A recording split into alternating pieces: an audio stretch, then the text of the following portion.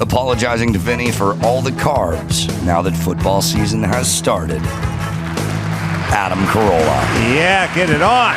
Got to get it on. The church we got a man that you get it on. Thanks for tuning in. Thanks for telling a friend. We love that about you, right, Gina Grad? That's right. Handball, Bryan. Would you sleep with me if you're straight?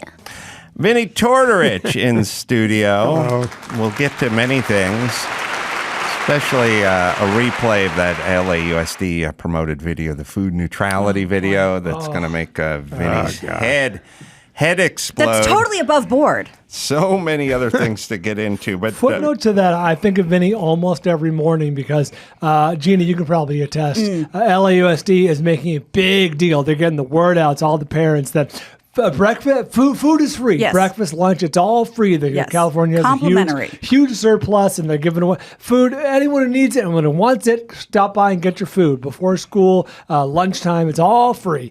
And Tessa has caught wind of that now, and now she wants to go to the cafeteria every morning, and it's cinnamon rolls or it's some sort of muffin or something. Well, that's what I'm Brian's steering her away because the siren song is calling her. Exactly, and that's been our problem in the house. Because, Brian and I both do lunches for the kids. So I do cucumbers and fucking shapes and strawberries cut up, and I do the whole thing. But I don't have control whether he eats hot lunch or not because it's free. So it's not like, well, I didn't give you any money. You have to eat what I...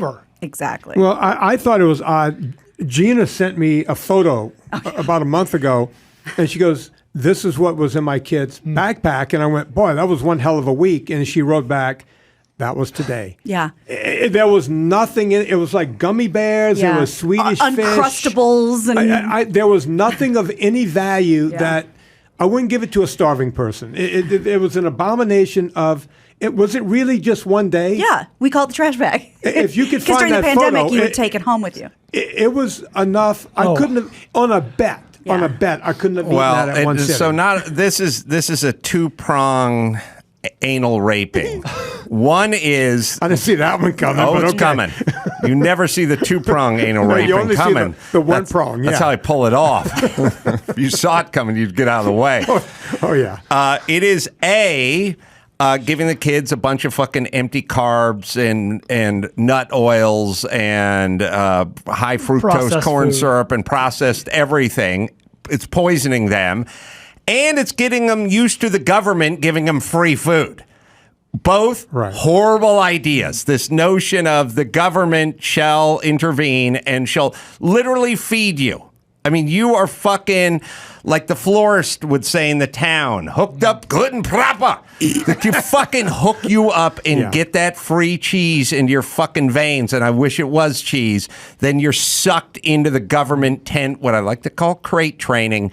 You got them early. Got them early with the gooey carbs, and you got them early with the freebies provided by the government. So you need to vote for these people so you can keep the freebie train going. It's fucking nuts. Every third commercial, there's another one of these props that's going on now. There's two props that are going hard. One is something to do with Indians and gambling. I still haven't gotten to the bottom of it. Confusing. And the other is the dialysis treatment. You know, it's a cavalcade of black people saying, I'm going to die if Prop whatever passes. Why is everyone on dialysis? What's going on with the diabetes?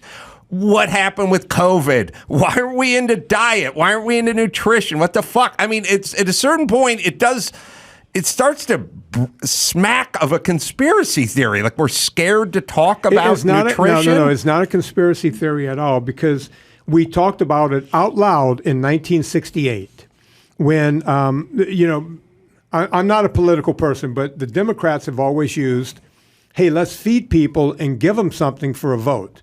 I love that idea. It's great. You want to do that. They were trying to figure out a way to get Robert F. Kennedy in office. And so McGovern said, okay, I'm going to start a committee and we're going to study food stamps, whether we could give people these stamps so that no one goes hungry in the Deep South, and we'll get all those votes. Once they started studying that study went on for 10 years. The McGovern, you can look it up. The McGovern committee went on for 10 years. Can you imagine today, any committee, it would be like if we studied what happened on January 6th for the next 10 years. Right. They did that for 10 years. We could get to 7. Yeah. But at some point during that, Ansel Keys K-ration. Yeah, the K-ration guy, the guy that was saying, hey, get away from saturated fat. He worked himself into that. And after we had already decided on food stamps, good idea, but we just kept going and kept going. And at the end, after 10 years, the committee literally threw up their hands. I put it in my first movie, Fat, a documentary, where the guy's sitting there going, I don't know, pick one. And they said, okay, we're going to go with fat is bad, carbohydrates are good. And another guy at the committee stood up and said, I think we're making a rash decision. They said, we're good. And right after that, right after we did that, we came up with some form of this is what you're supposed to eat. And that became the pyramid. And that became the beginning of what we see now.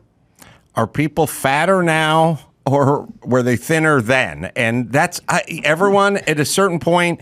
It could be COVID. It could be homelessness or whatever. At a certain point, just look around. You see a whole bunch of fat kids. A fat kid was a novelty. There was one assigned to every class when I was a kid. One. Now it's the norm. Assigned. Something is going wrong. You can talk all you want about 7 out of 10 kids go to bed with food insecurities. Fat ass Lardo over there's got a food insecurity. Like, he's setting his alarm to eat fucking donuts at 4 a.m. Okay, you and I are about the same age. Yes. How many people in your class? You mean like grade school or graduating class? Graduating High class. School graduating class. I think there's about 700. Okay, quick answer. Who was the fat kid? Oh boy. There was a kid. There was one guy who played on the football team. There were 3. But name big one. dudes. Give me one name. Trying to. Oh God. Let's see. Well, you know, it's weird because they were the fat kids, but they played the line on the football team. So it's not like they were just sitting around. Everybody knew, in my school, 96 people, Phil Callahan, he was my best friend. Oh, right. He was the fat kid. No, he was my best friend. We, we're butthole buddies, just all the way down the line. Two-prong. Yeah. No, you knew who the fat kid was. Yeah. There was a fat kid. There was a fat I had kid. Everybody knew 700 the fat people. kid. We had 3. Okay. And they played football. Sounds about right. Yes. Right? And all right. Yeah. So the school lunches for a second. Gina alluded to it, and you can't legislate this, but there is some pride in making your kids lunch. Like, that's my job around that. One of my jobs around that. I'm not a great dad. I'm a good dad. I make good lunches. Yeah. It takes some pride. It all gets folded into the story they tell the therapist. You know what I mean? If you're the guy who gets up early and is making the lunch, you can find me and the Young Turks on this. Gary just played it a while back, but I don't know. It was about 8 years ago. I was talking to Drew about this, about me not wanting kids to have food. Everyone misses the fucking message. Everyone's gone completely batshit crazy.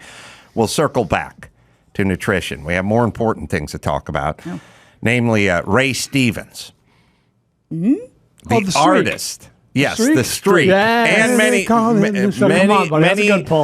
others. I want you to hear. You think Chongo had range? I said, pull 30 seconds out of Ahab the Arab. This is his first. He did kind of novelty-ish songs. Yes, he did. Not Weird Al, but funny song. Like, the country artists would do a funny song. Right, like the CB Savage. Yeah, I love that song. All right, so we got Ahab the Arab. This actually happened. All right, that's Ahab the Arab. And a few years later, he wowed the country with Guitar Zan. Oh. I just clipped 30 seconds of craziness. All right, so we got Ahab the Arab, we have Guitar Zan, and then the streak that most popular, 1974. It's kind of spawned a movement. All right, the movement spawned the song. You don't know the streak? No. Oh, you're going to know it. This was a phenomenon. Yeah.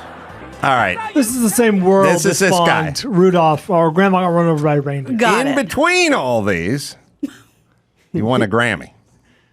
In between all this. For what? He did regular stuff. He beat out Elton John, Joe Cocker, and James Taylor for this Grammy in between these songs. Go ahead, Dawson. Impossible. This song sucks.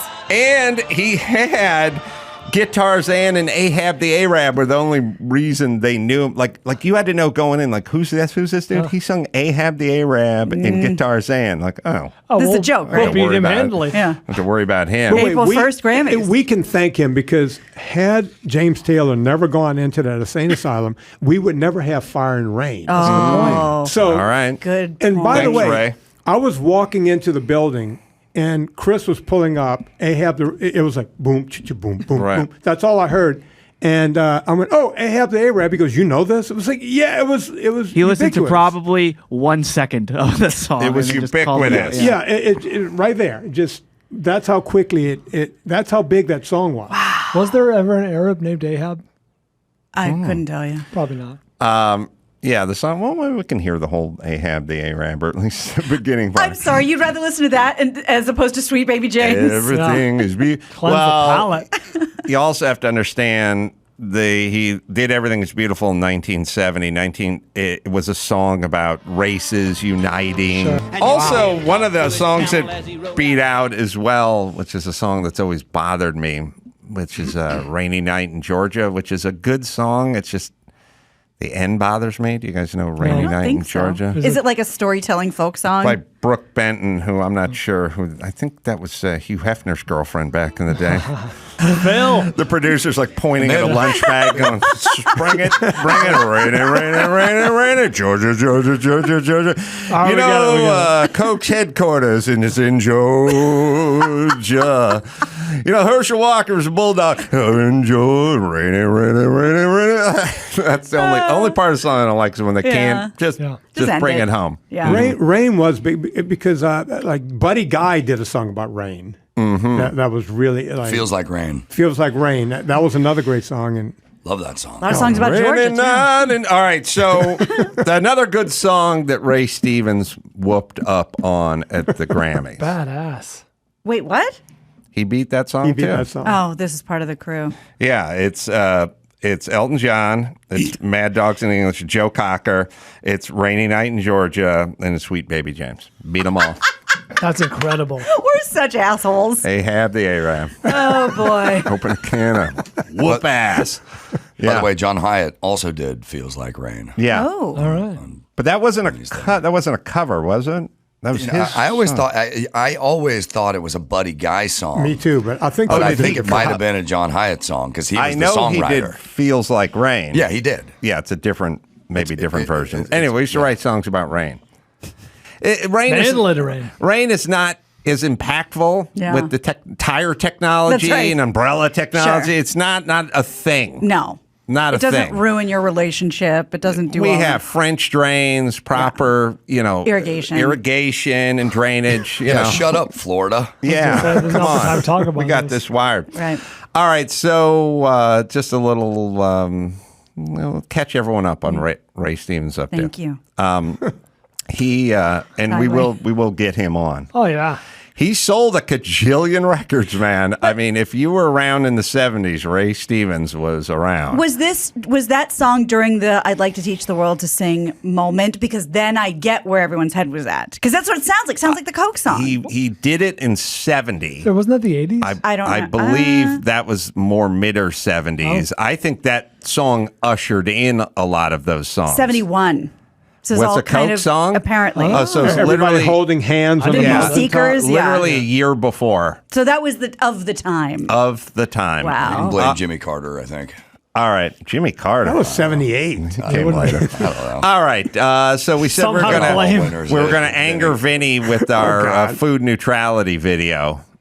He's gonna love it. Can we just stick with Buddy Guy and just call it a day? I could just ease out of here. Yeah, we'll play the vid. Okay. I guess you haven't seen it. Let's see what you got.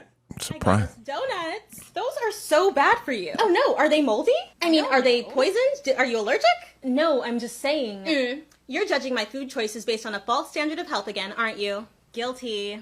Diet culture, fat phobia, and systems of oppression have created false hierarchies of food, and it shows up systems everywhere. of oppression. For instance, harmful thought patterns like earning food through exercising, or that dessert is the reward for the punishment of eating vegetables. Remember that you do not need to earn food. We are all incorrectly taught from a young age that our size, and therefore the foods that we eat, are markers of our self-worth. Moralizing food can lead to harmful relationships with food and disordered eating. Instead of focusing on good and bad choices, try to approach food with neutrality in mind. The only foods that are bad for you are foods that contain allergens, poisons, and contaminants, or food that is spoiled or is otherwise inedible. Eat without guilt, regardless of what society says. Smarter in seconds. LAUSD shared that video. Before we start focusing, as she said, on food, Chris, can you do me a favor? I hate to put you to work. I need you to find a picture of men on film and put it next to the girl with the thing on top of her head. You see what I'm talking about? Damon Wayans with the little hat on top of his head. I'm in living color. I thought Two that snaps in a Z formation. I thought that this was a joke when you first. No. So let's be clear. Although this is not a Men on Films bullshit. This is not parody. This is fat people wanting you to join them in their obesity. Look, I've been screaming about this for as long as I've had a microphone in front of me. We trotted out a phrase, you cannot judge, and everyone just agreed, no judging. Well, this is what no judging gets you. Bring me along. Who put this out? Well, who paid for this? Somebody kind of blew the lid off it because one of the chicks was a spokesperson. Let me read the headline. Yes. As Vinnie always says, let's peel back the onion a little bit. And the headline is, the black nutritionist who works for Mondelez Foods, they own Oreos and Chips Ahoy and a lot of snack and candy products, is making TikTok videos that accuse fitness and nutrition programs of being racist. And her TikToks are being shared in several school districts. Any more discussion needed here? Any at all? Nope. I mean, thank you, Gina. It's like when you guys told me, pasta is on the plate. I went, who did the study? Oh, it was Barilla. Right. Ta-da. This drives me nuts every time I see this. So this is all over the place, right? I thought it was a joke. The whole time, it was like, okay, they put this together in the back somewhere. They got the woman looking like Men on Film and the whole thing. This can't possibly be real. This can't possibly be happening. We have a problem. We're trying to stop a pandemic, and they're driving an infected monkey to the airport. That's right. This is the opposite of what we should be doing. I walked into, I had to buy a Hot Wheel the other day. So I walked into. No one has to buy a Hot Wheel. I had to buy a Hot Wheel. To buy a Hot Wheel. It was a GTO. It's pretty awesome. Nice. Green. So I went to the Target. You know the Target. You go to the Target. I walked in. I'm the guy that walks in here all the time and says, you can't fat shame. Fat shaming has never helped anyone. They know they're fat. They know they have a problem. There's no reason to shame. But there's also no reason that every model I saw when I was walking through ladies' lingerie and sportswear wearing the bippy top with the fat rolls underneath. Mm-hmm. Okay, you could go, okay, everyone, look, we want to look at people like us. We want to do. The problem is that these people are not healthy. And I know it's not cool to talk about Lizzo. And I know it's cool to say she's beautiful. Fine. Guess what's not beautiful? Her liver is not beautiful. She's got to have the beginnings of fatty liver disease. She has to have type 2 diabetes. She has to have sleep apnea. By definition, this is a very sick young woman. Very talented, but very sick. But we're putting her out there and going, oh, look at her. She's beautiful. And Adele, the one that decided to lose weight, she's the fucking pariah.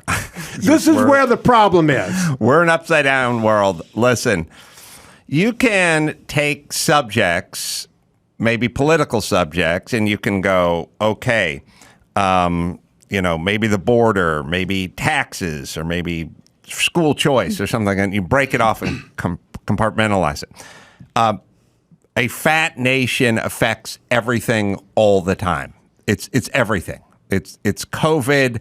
It's the medical system. It's the military. It's the military. It touches everything. So could we as a society focus on it, or do we just want to yell at Bill Maher, who brings it up every once in a while? And there would have been no better time than COVID to bring it up, but not interested.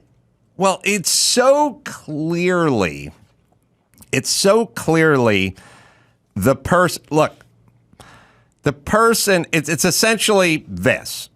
I was a shit student in high school. I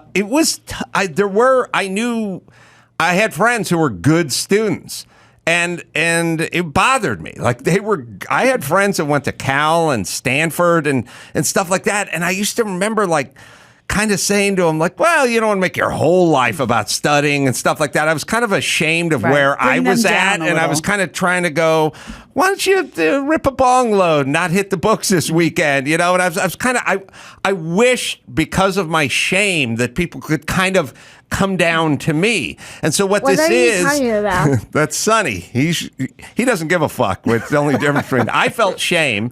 And so it's a bunch of fat people who don't feel like feeling shame, and then a bunch of skinny models who are going to get that girls for then protecting them, which is causes. There's a dynamic, there's a psychodynamic behind it. That's what it is. And then you mix in, the government and the food pyramid and Big Oreo, and we're fucked.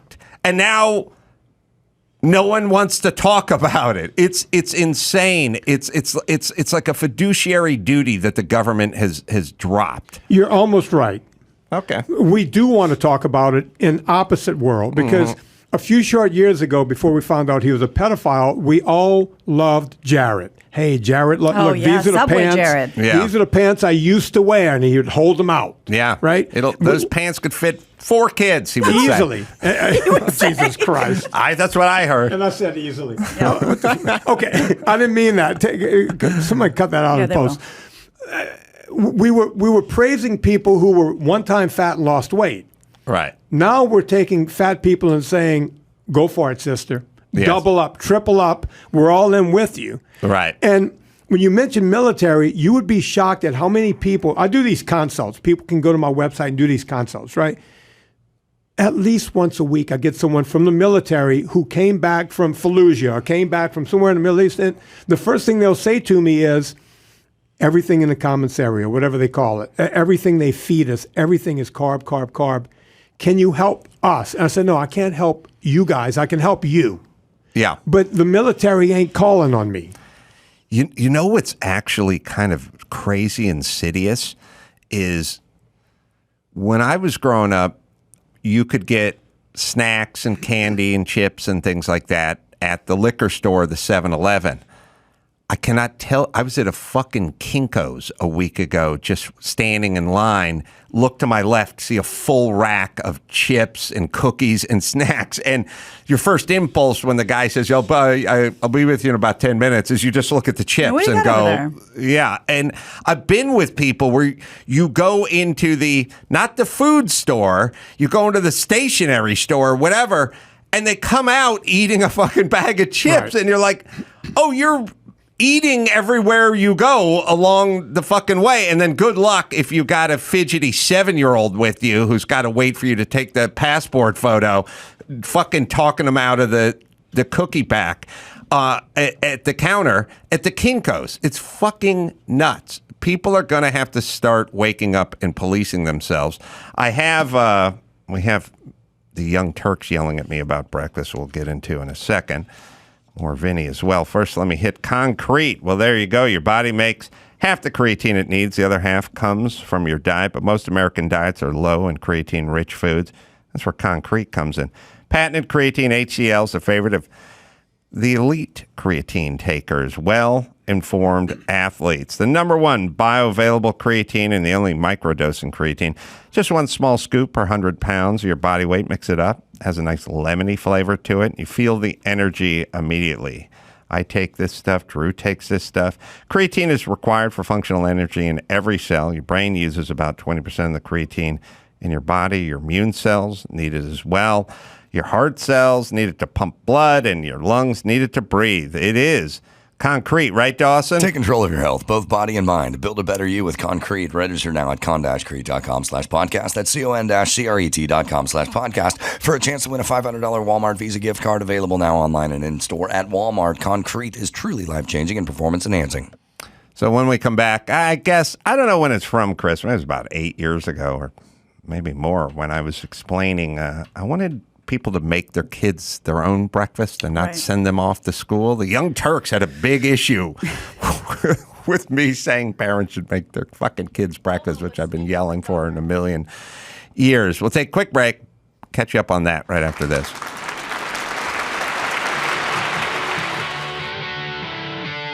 It's time to check Adam's voicemail. Hey, Adam, this is Dave from Rapid City, South Dakota. I've been listening to you for a couple of years now. I love your show. But I was just coming across some old videos, and I came across a Hamilton, Joe Frank, and Red Old song called Don't Pull Your Love. And one of the guys, Joe Frank, is Joe Frank Carolla. Is there any relation? Get it on. Let's get it on. You can leave us a message at 888-634-1744. Don't blow your love out on me, baby. If you do, then I think that maybe I'll just lay me down and cry for 100 years. Big horns, man. Now, that's a song that sort of sounded a little Elvis-y back in the day, too. Is he a Carolla? I don't know what you're talking about. Is he related? Well, let's see. Did that album make any money? Yes. Did they tour? Oh, Did they have success? He cannot be related to me then. I don't have to see how he spells his name or who his third cousin is. If he had any modicum of success whatsoever, he cannot be related to my father. He's a Carolla. Carollo. Adam, are you Italian enough to become an Italian citizen if you wanted to? Is that an option? I don't know.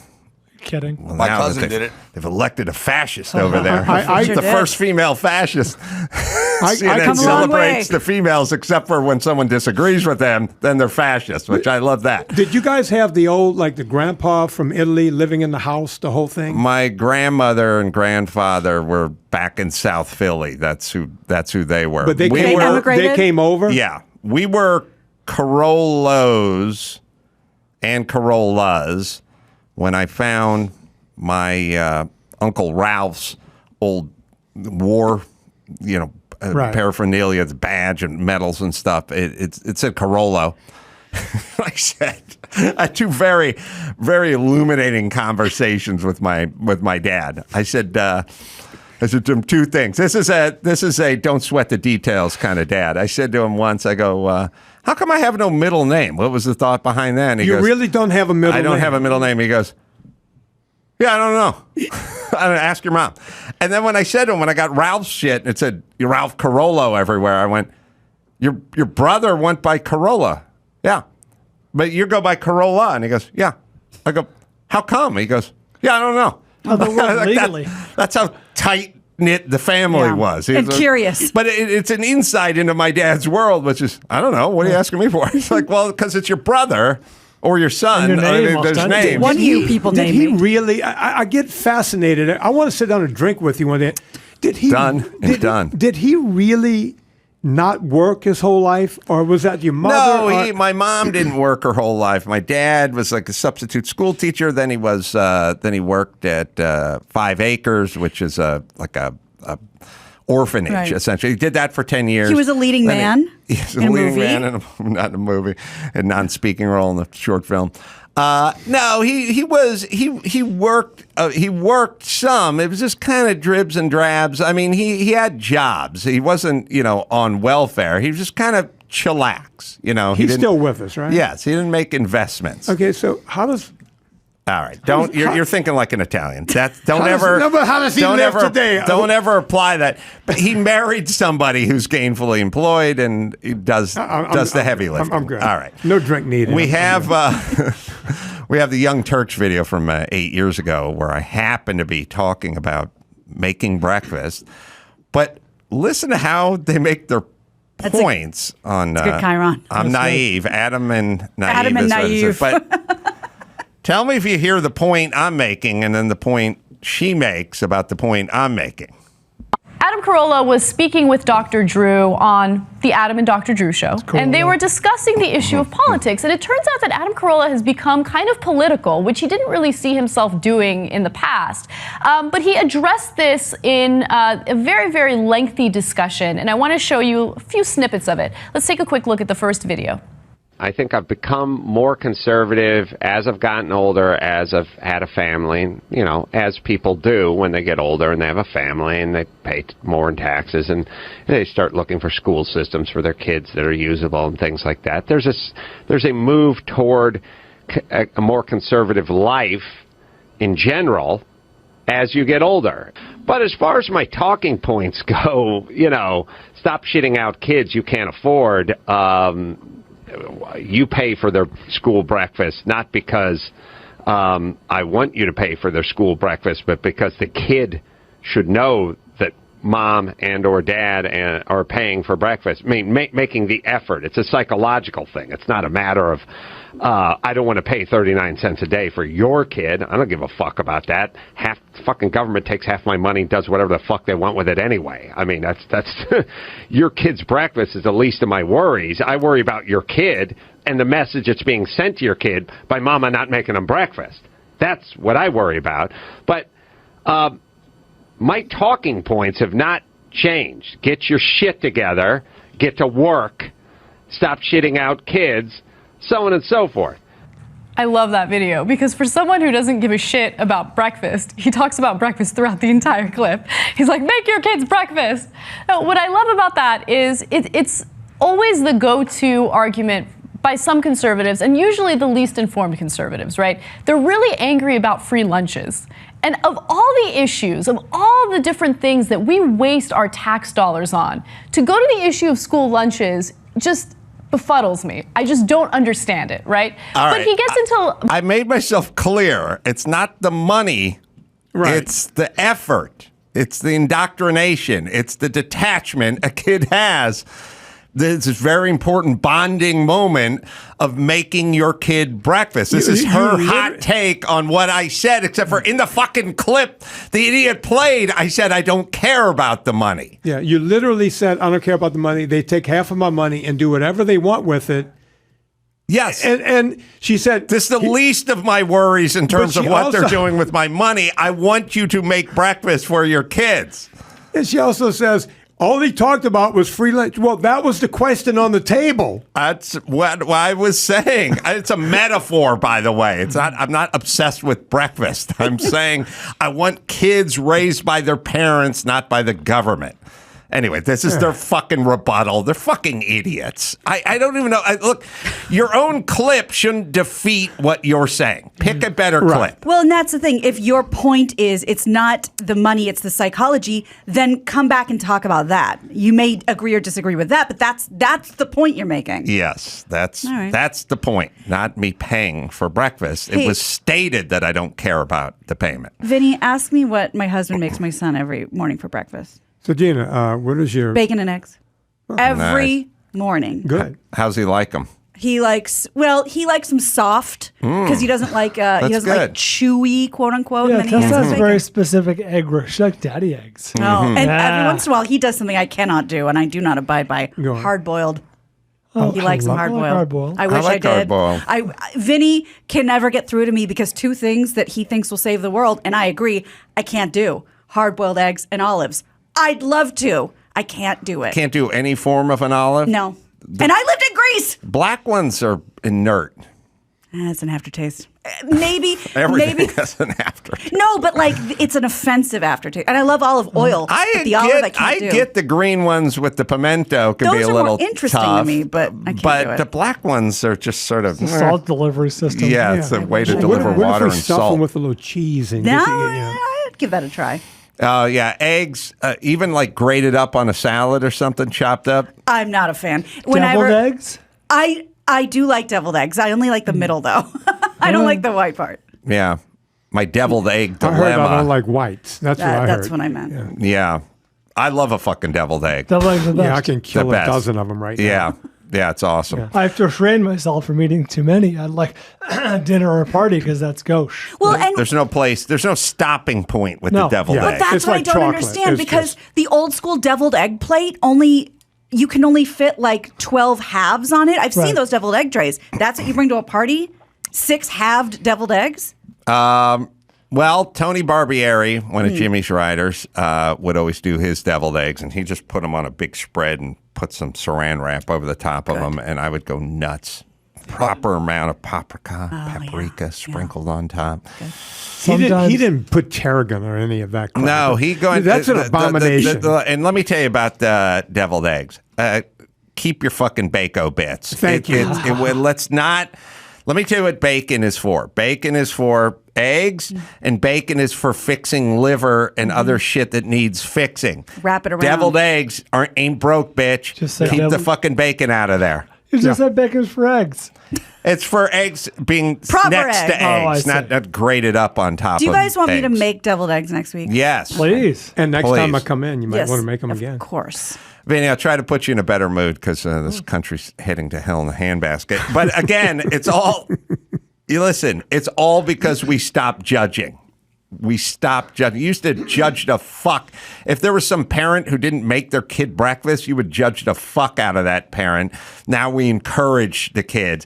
And also, the shit they get, I am flashing back to the government-provided Colfax Elementary French toast with the little packet of the syrup that you dump all over it. Had no expiration date. Yes, versus the hard-boiled egg at home. Come on, what 9-year-old's not heading in for the gooey richness of the French toast? Speaking of not changing your talking points, I've been hanging around you long enough to remember on Loveline when you and Drew would take any number of calls from a number of idiot teenagers who were doing risky behavior, just dumb and making bad choices.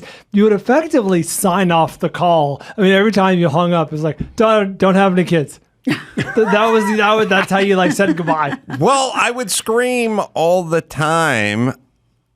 Drew has 3 kids.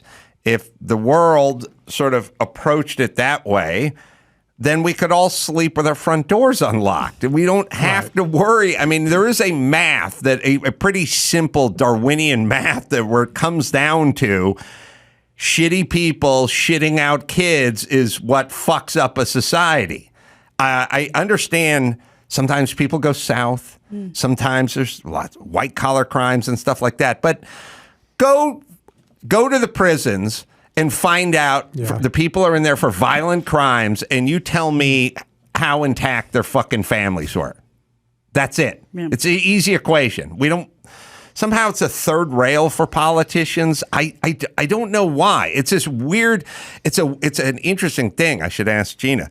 There's definitely a celebration. And it is getting to the point of celebration of abortion, but there's no judging about not having a dad in the house or broken families or too many kids on welfare. Like, be consistent. Let's go all in. I don't know if it's a celebration, but I'm trying to take your point. There's a lot of women bragging that they've had a lot of abortions and stuff. It's getting to that point. It used to be, it was, I don't know, whatever Clinton said, rare, safe, and legal or something. Clinton said, abortion, rare, safe, legal, or some version of that. We can. Chris will find it. It's not he also getting had to the interesting point things it to say is about now. welfare, that this is not a way of life. Yes, maybe he knew a thing or two. Things have changed, but I'm saying keep the families intact, feed the kids, focus on the family and education, and let's see how things turn out. But at least they started listening to you on "Don't Shit Out Kids" if they're having legal and safe abortions. Yeah. I'm a fan of non-kids, but really for people who shouldn't have kids. I'm with you 100%. I don't mind the responsible people want to pay their taxes and make the breakfast 100%. and have as many fucking kids as they want. I don't care. It's unwanted kids that are going to end up being in prisons that I fucking hate. Sorry. What are you telling me here, Chris? Safe, legal, and rare. Exactly, except you just had them in a different order. Oh, I said rare, legal, and safe. Well, you're wrong. The ad company thought that safe, legal, and rare sounded better. Yeah. Yeah. Well, okay. All right, Vinny, let's put you in a better mood. Thank God. Kayak update. Oh, yeah. Look at him. Perked up. Thank you. Yes, still working on it. And I now have the whole, the deck and the hull is all together, and I have it all glassed. But now I have to go and sand down, because you put the fiberglass and you put that coat. But if you put another coat on top of that, you'll still see the waves in the glass. I sent Chris some pictures, but you can kind of see on the corner. You can see the waves in there. This is a work of art. But I'm going to sand that down. And then once I sand it down, I'm going to put another coat that's going to look like something like a Riva, something out of Italy. And the other problem I had where I'm putting that lip, nothing was matching up there. I literally had to chisel some of that away. So it was the first time since I started that I had to take some boat away to make all of those lines line up. Because I got this weird thing about imperfection and, it comes from my mother not It's beautiful. But you can see the wave in there. That's going to all be sanded down and redone. You got to wet sand it? No, dry sand. And I'm going to use an orbital, just a real light. And there's no wet sanding involved? I haven't used wet sand yet. Someone's going to tell you to wet sand. What do you mean wet sand? Well, according to Joey Schott over at Turning Point Boat Works, no wet sanding. Guy doesn't know jack squat about kayaks. What's wet sanding? Talk to the Ace Man. Except he'll bill you one for $25,000. Sanding. That's what Adam did at Jimmy's sandbox. Pistons get sandbox. So what would you use? What would you do? He was so bent out of shape about that. What would you do? What I would, all right, I'm surprised. So sanding starts with like 60 grit, and then you go to 80, then you go to 120, then you go to 220 or 180, 220, 320, 600. At a certain point, if you're painting a fine automobile and you're doing a clear coat or whatever, at a certain point, you get down to wet sand, which is, I don't know, 1,000 grit and dipped in water. Actually feels good on literally, your face. yeah, literally Exfoliating. wet sanding. That's so it's when supposed to be wet and it's sanding at the same time. That's when you get to the last. You're buffing at that of point. it. Yes. Okay. But let me explain why that's not going to happen here, because you see those bumps. That's the little bumps. Mm-hmm. That's the fiber from when we put the fiberglass on and then put the epoxy over it. We now have to sand that down, and there's going to be another coat of epoxy. We're going to sand that down, and then varnish goes over that. Oh, varnish over the epoxy. Oh yeah, because you don't want the sun to start beating up that wood. To start turning yellow. Yeah. Yeah. So. All right, don't get too happy with that orbital. You got to go light and bright. Yeah, I'm just saying, you go a little happy with it, and you get down into just don't talk to me about racist eating habits, and I'll be able to take it easy. Speaking of, when I think of varnish, you know what the first thing that comes to mind is? Are you guys familiar with the Jewish dish kasha varnishkas? No. It's a Vinny, potato you'd never dish. stop running. No. It's literally buttered bow tie pasta sprinkled with grains and rice. This is kasha varnishkas. Are you putting rice Jewish. That's white trash. on top of It's bow basically ties? barley on buttered bow tie pasta. It's Midwest white trash. Not for Vinny. It's peasant food. That's all they had. I haven't heard anything this bad since Adam told me he took grape nuts and put orange juice on it. Apple juice. Apple juice. Apple juice. I didn't think it could get any worse, but I think the Jews just topped Adam by. We were always on the run. Well, that was the pyramid. We thought that animal protein was bad, and dairy, anything that had animal fat in it was bad. And we thought all juice was good. Mm-hmm. And so we thought grape nuts were good. And so if you wanted to be healthy, you'd do grape nuts with a lot of brown sugar or maybe honey and then apple juice. And then I would eat that shit at 6:30 in the morning, and I'd show up to the job site, and at 8:30, I'd be like, God, I gotta lay down. God, I'm so tired. I can't keep my eyes open. Weirdness. It was like torture. Instant coma. I know, except it's one thing. So instant coma is fine. It's also Great John Lennon song. John Lennon song, right? The coma is fine if you have a desk job. It's uncomfortable, but it's doable if you're seeing it. When you're feeling the coma start to wash over you from the grape nuts and the apple juice, and then Mike's format, your foreman goes, there's 80 sheets of half-inch ply out there. We need them on the roof now. And you're like, I got to lay down. And he's like, go get the fucking plywood. Like it's climbing ladders with plywood when you're going into a coma. Let me ask you a question. You're probably the most intuitive human being I've ever met. You notice everything. Yes. How is it you didn't go, wait, yesterday I had bacon and eggs. I never had bacon and eggs. You wouldn't know. He had nothing to compare it to. Like you never went, when I have this other stuff, it was always just that crap. My family, no one in my family would buy bacon. Bacon was bad. Bacon was bad for you. Let's say you went out with a buddy and you guys had some kind of protein meal, a hamburger, anything. Right. Something had to happen where you never noticed, oh my God, when I eat this thing, I feel good. Breakfast was always grainy, whole grainy, cereally. Childhood. Whatever. Yeah. It was, and then into adult, it was almost like hot food. Hot food was bad. like if it was hot, if it was meat, if it was protein, it was considered not good for you. Like lentil bean soup, that was good for you. A steak was bad for you, and it had a kind of political component to it. You know, kind of a meat is murder thing. No, I would always. I had to get up at 6:30, and I've always been a person that wanted to stay up till midnight. So I would always go to bed at 11:45.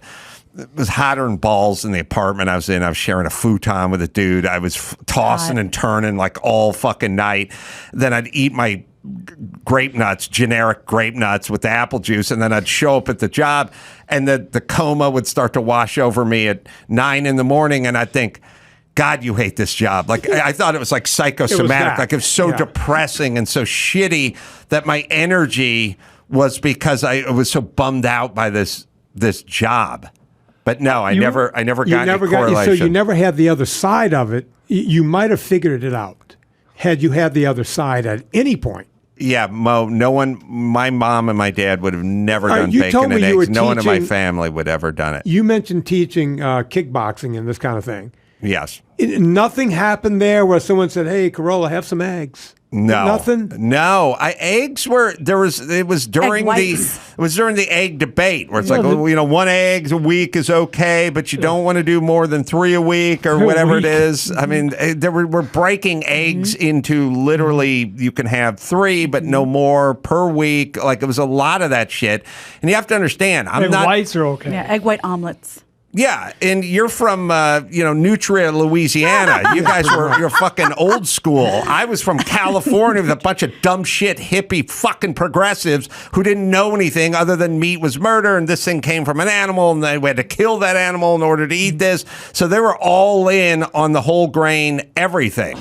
Yeah, maybe that's where their lethargy came from. I don't know. Bryan is right. When I first got here, I can only talk people into egg whites. I could not. I was like, look, I need to get more fat and protein in. You know, like I'll eat egg whites, and that was it. I couldn't even get them to have yolks. Oh, God, no. In the early 90s when I first got here. Yeah. Well, and it was unbelievable. It's funny that you said, like, politically and culturally, a hot breakfast had a bad connotation, but into the 80s, you were only a good parent if you gave a hot breakfast. So what did they start telling you to do? Put your grape nuts in the microwave. Yes. That was a big one. Or there's the Quaker Oats, brown sugar and maple. Right. A lot of malto meal at our house. Strudels and such. Cream of what's wheat. actually interesting also is the few times in my young adult life that I had the hot breakfast, the bacon and the eggs, coincided with when I was hungover. You know what I mean? I've been drinking the night before, so it added the lethargy or that There's feeling. no way to know. Yeah, exactly. It's like that feeling of probably came from the drinking, not the food. Who knew? Breakfast was not hot at our house, ever. Never. You alluded to it, but do you guys, did everyone here venture into the world, the fast-paced world of generic cereals? Because the dollar made a big difference to you back then. Of course. Oh, yeah. It's just, They come in the bag, not the box. They come in a bag, not a box. It was always some knockoff like Happy O's or something. Absolutely. Whatever it was. Yeah, my mom. That's all I want to pass on to my kid, and hopefully everyone can. You get what you pay for? Yes. Like the extra dollar is going to go a long way. My mom would do whole wheat pasta with like low sodium tomato paste, and it was like, She fed you like you were an elderly person. Whole wheat pasta is the worst. Feeding time at the home. It sticks together, it turns into one big clump of gluten. Yeah. That's a hate crime. It is. You're right. And lentil beans. The only good thing about like a lentil or those kinds of soups is you'll find a little cube of pork floating around it, but this was meatless lentil. You had the split pea and ham without the ham. All right, let me tell you about Geico. Do you own? Do you rent? Well, you do one or the other, and you work hard. Tell you what's easy: bundling those policies with Geico. Geico makes it easy to bundle your homeowners or renters insurance along with your automotive policy. It's a good thing too because you already have so much to do around your home. So go to geico.com, get a quote, and see just how much you could save and just how easy it is to save when you get your bundle working at Geico. Vinny, beyond impossible. Oh, I even forgot. God damn it. Somebody, we're looking at the chicks and men on film. Now you see why I thought it was a joke. Yes. We'll put that on the website. Beyond impossible. Somebody tweeted me about the Impossible Meat, Impossible Burger, having all kinds of crap in it. I don't want to get you started. Maybe next time you come on, we'll get into that. The podcast, Fitness Confidential, with Vinnie Tortorich as well. And the Vitamin Club, the Coffee Club, we're all in on all of it. VinnieTortorich.com is where you go. Rachael Leigh Cook is going to be in studio right after this.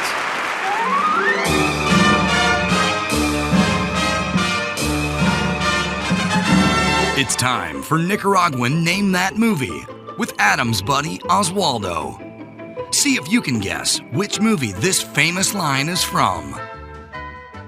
E.T. Fong Hong, E.T. Fong Hong. If you said E.T. the extraterrestrial, E.T. Fong Hong, E.T. Fong Hong, you're correct. Now, back to the show. He was dead nuts on that one. That's probably the best he's ever done. Rachael Leigh Cook has joined us. Spirit Halloween, the movie. It's opening in select theaters today, and it's available on VOD October 11th. Good to see you, Rachael Leigh Cook. Thank you. Thank you for having me. Good to see you. The subject of Halloween got me thinking that I was in, and I don't know if you guys have been in a Home Depot or Lowe's or some big boxy kind of store. I have. And seen the offerings for Halloween. Oh, the now. decorations, fabulous. Large. There are Elaborate. 12-foot animatronic giant Frankensteins that have sound pouring out of their mouth and arms moving. I mean, it's $23 or $40. I mean, you would have been the king of the neighborhood with just one, and there's 28 of them, and they're all moving, and they're big, and they're up. It's nuts. Did you get one? Hell no, my kid's not. You said $28-$30. You can't afford not to get it. Will you guys tell me, or Rachel, you tell me, stuff is too cheap, it's too abundant, there's too much junk. I have too much stuff I cannot throw away. I feel like an ugly American, like getting something and throwing away. So it just piles, and people are like on Amazon going, I'm going to get that drone and the giant Frankenstein. I'm like, no, it's just more Chinese plastic ending up some landfill in India crap that's polluting our world. Agree, it's too much. You didn't like Marie Kondo down your house. You didn't sort of get that bug during quarantine. If it doesn't bring you joy, you must part with it. Oh, that's Marie Kondo? Yeah, it's a whole thing. Who's the Asian lady who tells me what to do with my closet? That's the one. That's her? Yeah. Very Asian. Oh, she is? Yeah, she's Japanese. Oh, okay. Here's how I am. If I take a walk most evenings, I have a water bottle, but it's just a water bottle like you'd see thrown away, and then I just go fill it with the tap water or the water bottle water, and I walk with that. I hate the idea of just pulling a new one out and throwing it. We're getting way too casual with that. Too comfortable with that. But how many promotional bottles do you have from stuff that you chose the plastic bottle over the aluminum canteens? I'm not saying they have swag. lids, but you have them. The swag world went from it started with tote bags, then it went to bathrobes, mugs, then it went to mugs, and then it went to water bottles. Yeah, ways to transport water. I didn't get the bathrobe phase. I feel like you're very you fancy. missed out. Nobody told me about the bathrobe. Bathrobe, best part of show business. Did it say ED for the Ellen show, like Ellen DeGeneres on it? Trying to think. Erectile dysfunction. I was like, that would be unfortunate. I may have had an Oprah bathrobe. Excuse me? Got a friend. I did a May show. have? Like, I hope you still have it. Were you one of her favorite things? No. Apparently, you probably still do have it. No. No, it was a Dancing with the Stars thing. I have a Dancing with the Stars bathrobe. That's a keeper right there. They give you a nice bathrobe for that. Yeah. Okay. I'm lousy with robes. So let's talk. You shot the thing in Georgia, right? An actual. Yes. I'm sorry. Yes, Spirit Halloween store. Yeah. So. And by the way, I shouldn't let you talk up the paraphernalia at Home Depot. We should say that Spirit Halloween has all of the good things that you need for this holiday season. where you go. It's right in the name. It's right there. How many months a year is it Spirit Halloween? I don't have those talking points in front of me, but I'm sure a lot. But yes, we shot the movie in Rome, Georgia, which is really lovely. And recommend it. There's an a Athens, great Georgia, experience. Rome, Georgia? There's a Rome, Georgia. Athens, Rome, it's all international. All the hits. Is Georgia where you guys go to make movies now? Is it Canada, Georgia, New Mexico? Us, you mean, okay, don't, you've been an actor guy. Don't us me. I know, but I shoot TV shows on occasion. I never and go Tyler to Perry, we're in it. We're in Georgia. Tyler Perry's all up, taken over, right? Yes, I was not invited over, but one of these days. Is Georgia, so what is, and maybe we can figure this out, is it just whoever offers the biggest incentives will get the business for that period until someone else comes in and kind of undercuts them? Yeah, and I mean, I'm sure, I know also have produced a lot of things. It's whoever's got the most beautiful seasons for what's needed for the story, and this was just perfect for that setting. Marvel's in Georgia, right? Don't know. Was not invited. Nope, got it. They're like the place now. Marvel comic books or Marvel Studio. It's all done in Georgia. Yeah. A lot of people left though. They were like, no, they're not getting our. They didn't want to give the tax money. Yeah. Oh, it was a voting rights thing or something like that. Bathrooms, or was that something else? No, the Georgia was the voting thing. Got it. I think because they moved the All-Star game. Yeah. That might have been North Carolina, too, for the bathrooms. Yeah, North Carolina's the bathrooms. God, I can't remember. The ID thing, all the unobtainable things in life. Got it. So then they moved. I guess the scuttlebutt, I think, is they were going to have the All-Star game in Atlanta, right? There's no baseball team in North Carolina, so of course it would have been Atlanta. Yeah, they're going to Georgia, and then they said, we're boycotting, and then they moved to Denver. They moved to Colorado, the Rockies, I think. They went to the whitest place in the world. And then all the black small business owners just went, oh, thanks. You just jacked us out of $2 billion worth of people showing up for the All-Star game. So it always works out. Yeah. But they forgot to ask you. They should have asked me how it was going to work out. I would say the same thing. You guys want to punish Chick-fil-A with a boycott?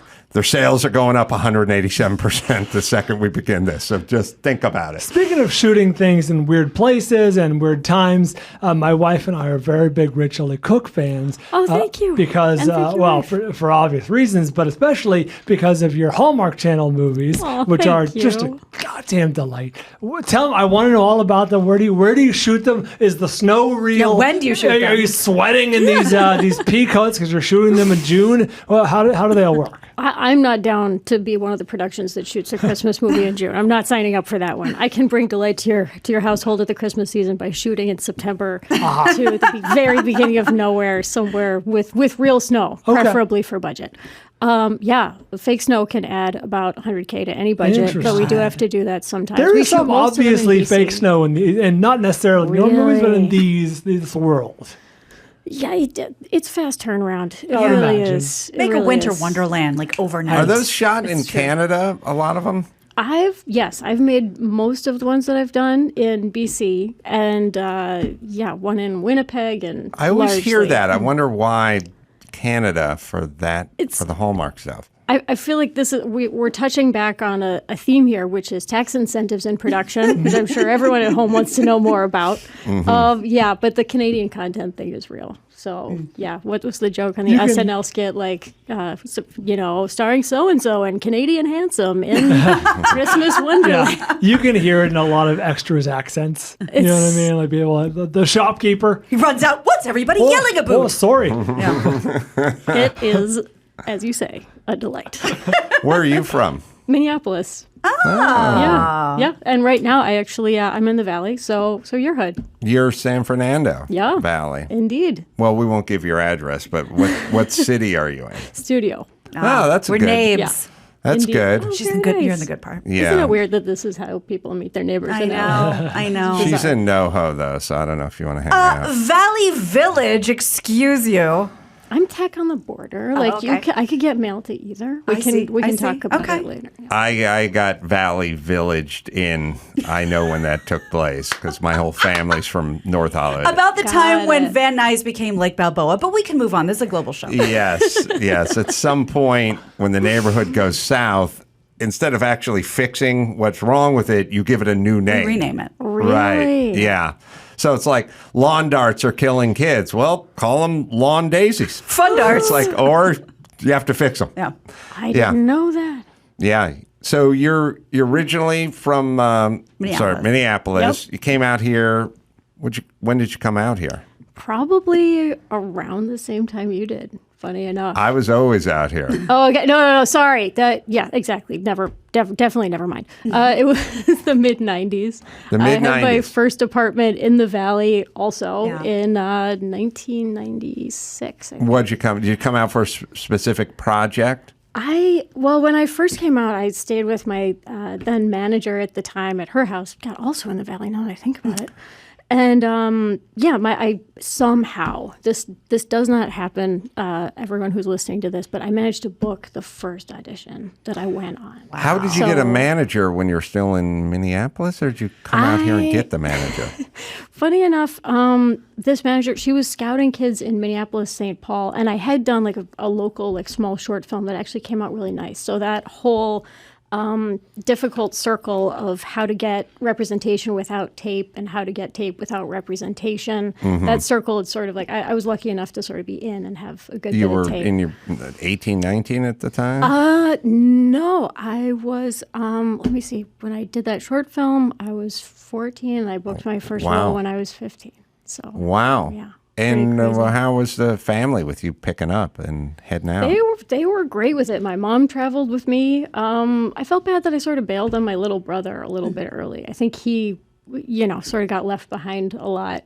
There's some funny stories of my dad knocking on his door and being like, "Ben, you good? Do you want some, I don't know, soup? What do you, are you okay?" Like 7 a.m., old man. Yeah, it pretty much was. Need some hot dish? So, yeah, but other than that, and I do feel like I missed out on having sort of a typical teenage experience often. You didn't miss anything. But really? I mean, it's fine. It's just typical teenage experiences. You have some good stories, though. Yeah, I don't know. I mean, maybe, I think we discount what shaped us, because I was like, hey, the school sucked, or the coach was a bitch, or whatever, my girlfriend dumped me. But maybe that is valuable in terms of making you who you are. It's, you know what, now that you put it that way, I totally agree, because I was doing some theater in Kansas City. I know, be jealous.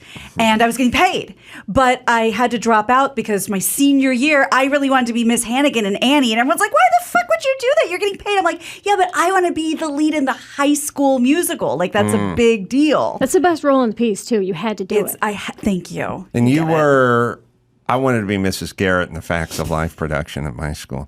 So you were out in the 9th grade? Or Yeah. That's pretty early on. It was pretty early on. Honestly, I don't think that I could have stuck it out if things hadn't worked out early. I think like the luck of the entertainment business, it's a pay now or pay later thing, and I was definitely lucky up front. What was your first role that we're speaking of?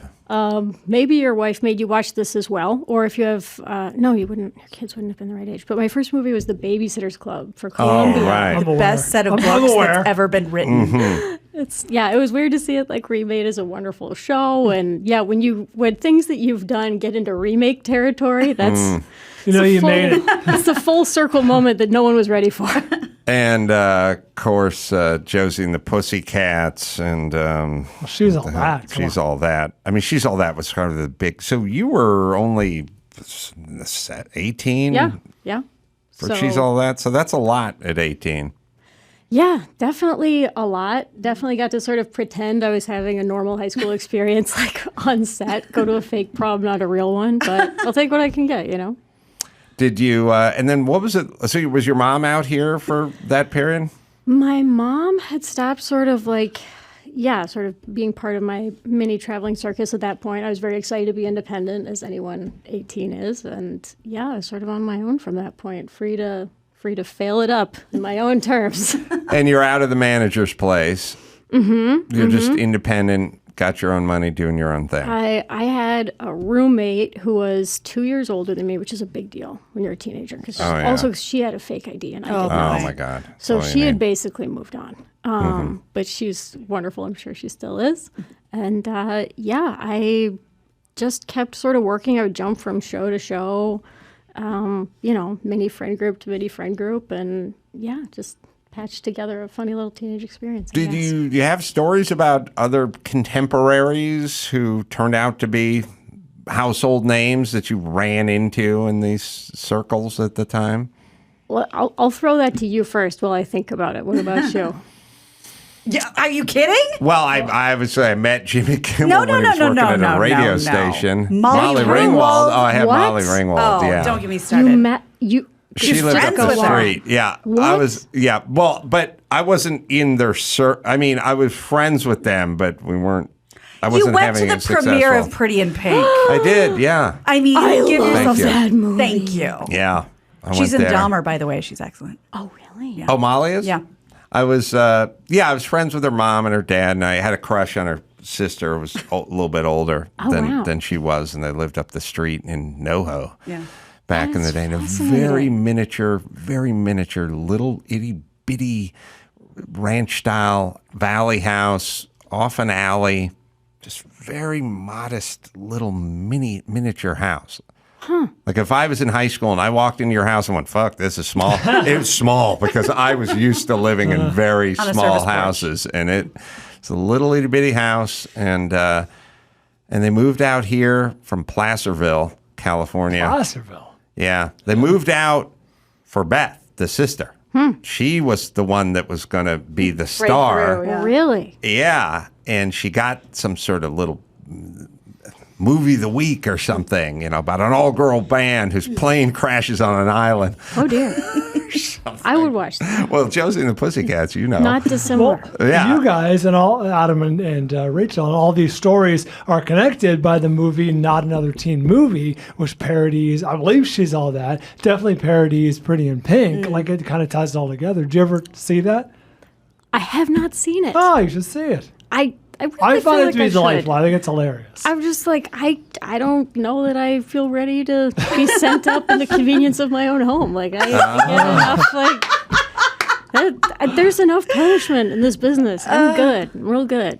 But it's funny you should mention Molly Ringwald. I just ordered both of her books online. And I just finished the first one. Yeah. Really? It Could Happen to You, or If It Happened to You, and the other one's, I think, called Getting the Pretty Back. This has also been an ad for Molly Ringwald's writing career. Did she drop my name? Not yet. I'm sure You she's gotta going to keep get reading. around to it. Yeah. Then she blew up. And her sister's career didn't blow up, and she blew up. So that's something And you to never went wrestle out with the sister? Little bit. Okay. You Yeah. can leave it at that. That's A gentleman doesn't talk. Yeah. Sure. She liked my friend. Right. So that was a disaster. What friend? Ken, who she's now married to. Oh, good for she her. really liked him. That really didn't go your way. Yeah, she dated my friend Ken. Mm-hmm. He went off to college. He was a couple years older than we were. He went off. I think he was heartbroken. He wanted to get back together with her. But he went off to college, and she was really the belle of the ball. I mean, beautiful blonde. So she sort of had her pick of the litter. And once he went out of state, she was going to hang out on a Saturday night. So then she dated guys and had her pick of the litter, and then got married a little bit early, and then got divorced and had a child, and blah blah blah. And I don't know, 25 years later, Ken rolled back. Oh, Ken's back in town. With some unfinished business. Laying low for a while. And he's a physician now, and Doesn't hurt. they moved on up to Good. one of the Carolinas, Good. and they're married. Is last I checked. So happy for them. And I've said 20. It could have been 20 years plus that he was gone. Last dated in high school, now physician, and rolls back into town. I mean, Chris, do you have any recollection of this? I talked to Ken him. was supposed to come to our show in Raleigh. Like Ken and Beth were supposed to come, but something came up. I he stiff-armed I put you. them on the guest Right. list. Yeah. Yeah. Back. Yeah. Back to the Hallmark movies. Sorry. first. Anyway. Back to the Hallmark movies. Is Yeah. there a rivalry with you and like the Candace Cameron Bure's of the world? Like, do you guys? She's moved to another network. What? Oh, so good. We've managed to. Oh, it's your crash time. So Your you- time has come. Yeah. It's you and Lacey You- It was Chabert. going to be her every time, though. It's You not. ousted her. Or no. No one ousted CCB. Got to get rid of that bitch Lacey Chabert, and it's all you. Oh my God, she is the most well-liked human being in Hollywood. God I'm damn not it. Really? kidding. Yeah. I think that's you. Thank you. You seem very friendly. Yeah. I'm okay. Yeah. We hear all these stories about pitfalls and things like, well, I didn't realize, being on my own was going to be this hard till I was out in the middle of the open water alone. Oh, yeah. Do you have any of those stories that you're willing to talk about? Oh, I was definitely. Hallmark? Yeah, right. Yeah, no, I was a lot of places that I should not have been in retrospect, but I mostly wasn't invited to the exciting parties that you guys were probably at. Straight up was not invited. Sure. I think people could tell I'm just not that fun. I'm a little fun. No, you seem pretty fun. I'm not 4 a.m. fun. Yeah. What are your? Wait, why'd you agree with that so fast? Well, I'm not either. I was relating. I relate to that. What are you into? Hobbies, cooking, pets, building, whatever, remods, decorating. I will never remodel again. I know you're from the building world, so you understand the pitfalls of this. Yes. I can't cook at all, which is ironic because my mom's a cooking instructor. Oh, wow. You didn't have to learn to cook. That's what I thought. But it turns out, when you leave, it's harder. Right. I thought I knew how by osmosis. Turns out, no. But right now, I'm busy with work with my kids. My kids are, my daughter turned 9 yesterday. Mazel tov. It's completely insane, and my youngest is 7, so they keep me busy. Oh. And and I've also really sort of pivoted into producing a lot, and that feels really good. What are you producing? Movies, primarily. I started doing that actually because of working with the Hallmark Channel. They really empower the people who work with them to get involved creatively. In some of the credits, that some of the bigger names will be also listed as producers, I assume. I love how much you know about I'm in. I'm in for the whole thing. Are you in? So you're not are you Christmas only? Yeah, you're it's all 100%. Okay. Yeah. I have nothing. I want nothing to do with. I didn't know if you were a year-rounder. Unless it's autumn in the vineyard. Oh my God. I'm in that. It's okay if you didn't. Any Hanukkah offerings for Gina? Thank you. Any Purim love? I don't think that I'm supposed to do that movie. Maybe you can do that movie if they knew what you did with your Miss Hannigan. Maybe. I like where your head's at. You have a sort of Semitic beauty about you. I think she could pull it off. They throw a few Hanukkah bones every couple of years. Well, thank you. Yeah. I am not that chosen of a person. What's your nationality? I am half Italian, I think. I actually did one of those genetic tests, and it turns out I'm a little bit less Italian than I thought I was, and a lot more Neanderthal than I'm comfortable with. I didn't know there was a race. Oh, it's, yeah. And I'm there's not Neanderthal, yeah. Yeah, I'm small and have no sense of direction. I wonder, what do you think in those tests when you're trying to figure out your heritage? I think I think a good test, there's a kind of a bottom line that I always talk about, which is Gavin Newsom is making excuses about what the hell's going on with California. It's how many people are leaving California and how many people are coming to California? And that's a kind of bottom line, vote with your feet kind of. That's how you'll know whether it's a restaurant or a state, who's coming in or who's not coming in and or leaving. When you're taking one of those tests, what are you hoping for? Oh, because look, come on, Scottish. I'm half Italian, and I do feel. I feel like people are rooting to be a little more Italian. That's true. So it's going to be a mystery? Well, you're rooting. Yes, it's a mystery. She just said she's not as Italian as she thought she was. Yeah, I thought it was a strong 50. Not quite. Why is that? She just said that. You have a sense of what your nationalities are, right? Oh yeah, I mean, but there's always a little something sprinkled in there. I see. There's a spice do you want sprinkled in? I always go, my mom's side is this, my dad's side is this, and then you have, your dad is from some Slavic country that no one's heard of and never invented that doesn't make a car. Right. You know what I mean? And so you want to be from the lands of Ferraris and pizza, And so you'll start going, I kind of hope I'm a little more of this than a little more whatever dads are. So I'm just saying, what do you think amongst, the most, obviously, we're now at the point where everyone has a little bit of everything sort of in them. I know what people root for. And I was going to bring this up anyway because he's a huge fan of yours. A different former manager of mine. I'm making it sound like I run through him fast. I don't. But his name's Randy James. Shout out Randy if you're listening. And he probably is because he's a huge fan of yours. I actually bought him tickets to your show one time. Wow. I bought him one of these genetic tests one time as a birthday gift. And so I know what people want to be. He goes, Rachel, I am 3% black. Yes. And I am, if possible, even more surprised than Randy about this because Black's up there. Wow. He was real excited. From By the way, practical- as he should be. Practically, you'd want to be at least part Native American, That's right? true. For the Oh, yeah. scholarships and for the elder tribesmen you parking can't at do the. that. Nope. I mean, but then you can legitimately claim, and check the box Yeah. if you're 18%, Native American. do you know what you are? No, I've never done the test, but I probably. You did the test. We all did the test. Did we? Years ago, yeah. Oh, we did? That's how I know. Did we get the results? I got it from here. I remember. I gave mine away. Oh, okay. What'd you find out? I hope you're sitting down. 99.9% Russian, Polish, Romanian, shtetl Jews, or Jews. See? But my mom just did it, and apparently, when it says less than 1%, yeah, it showed up less than 1% Italian. Okay. So do I get to claim that I'm Italian? Yes. No. And she has Dupendrins, which comes from the Vikings. Oh, the hand problem? Yeah. So Oh, you're part okay. Viking too. Yeah. Saying yes. Yeah. Yeah. So. Thank you.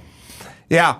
I wonder, who are the... It's range, because it's Italians up there, but Black's up there, too. Oh, yeah. Inuit. Yeah. Is that what it's called now? That used to be an Eskimo? Eskimo is the bad term. Inuit's the acceptable one, right? Okay. Oh, it is? See, we're learning today. We're going to find out soon. All right. Well, you want to hang out and do some news with us, Rachael Leigh Cook? Yes, please. All right. We'll take a quick break. We'll come back and do some of less than 1% Italian Gina's news right after this. Well, rest in peace, Coolio, which I didn't think I was going to say today. He has died at the age of 59. TMZ reports that EMTs frantically tried reviving him for 45 minutes with CPR, but he was pronounced dead.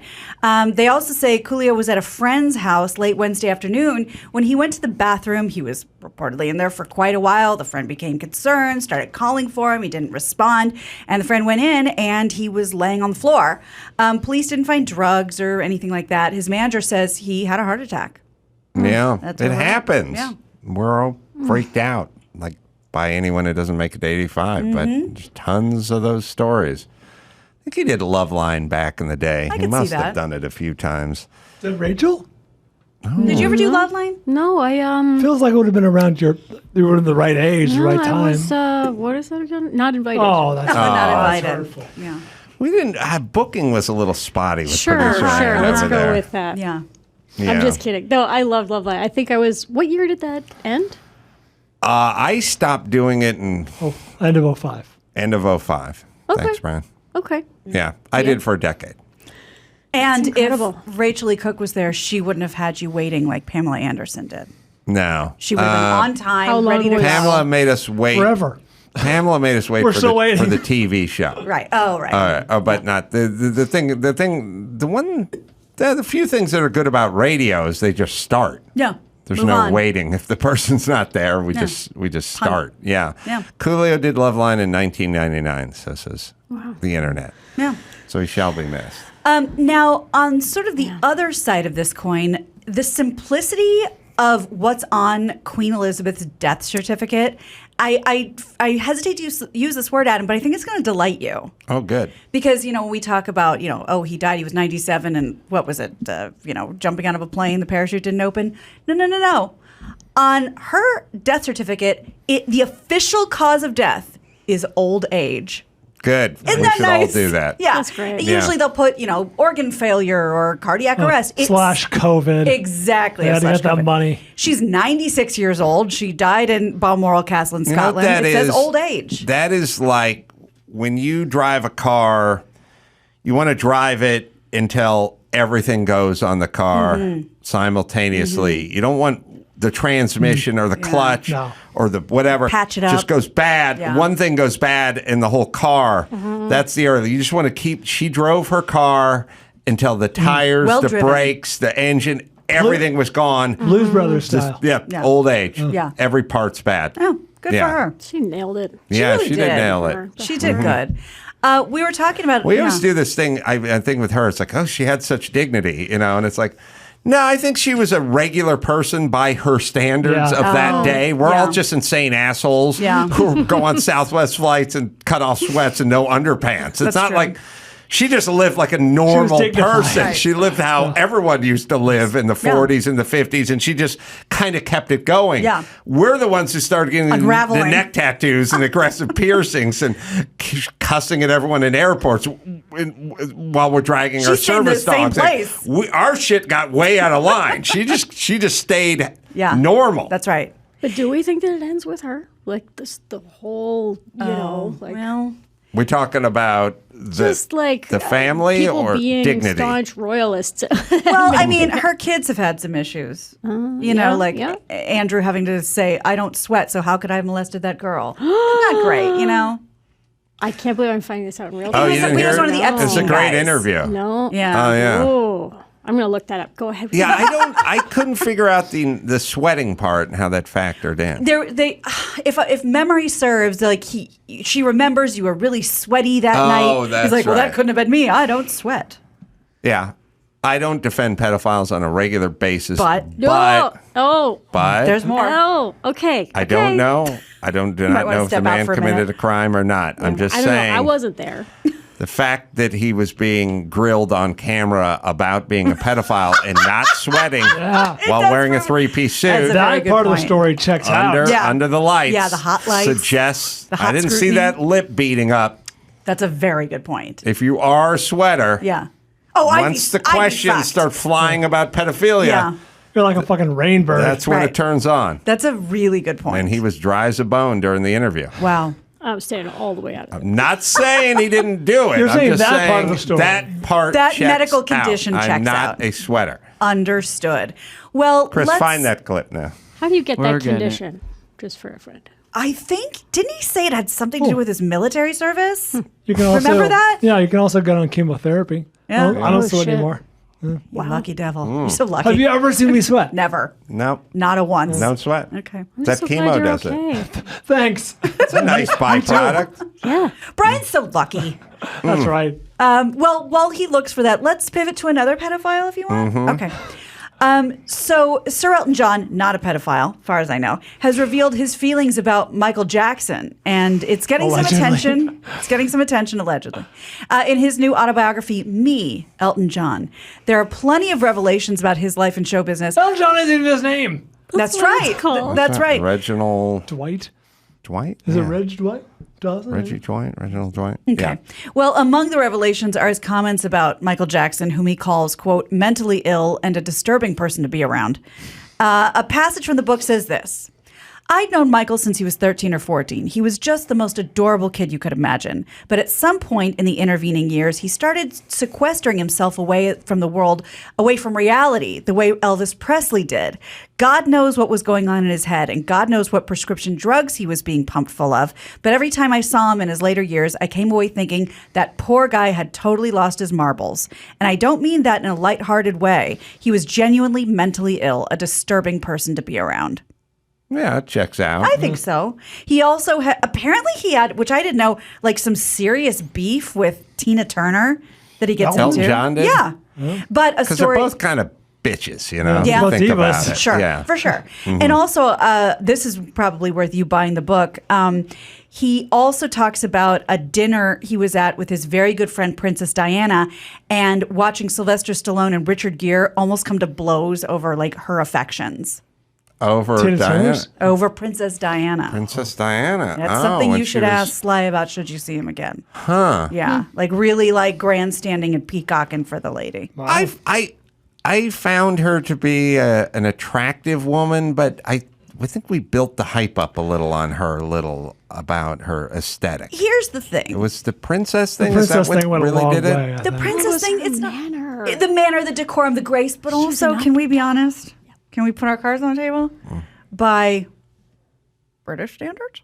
Oh, that's a homely did grip. that. That's why I mean, people. we're not Apologies talking. to our British We're not listeners. talking about Hollywood glamour. That's we're talking why about. people want to be Italian. That's exactly right. But everything you said, the glamour, the class, it's all true. More appealing to maybe the girls and gays of the world than the guys.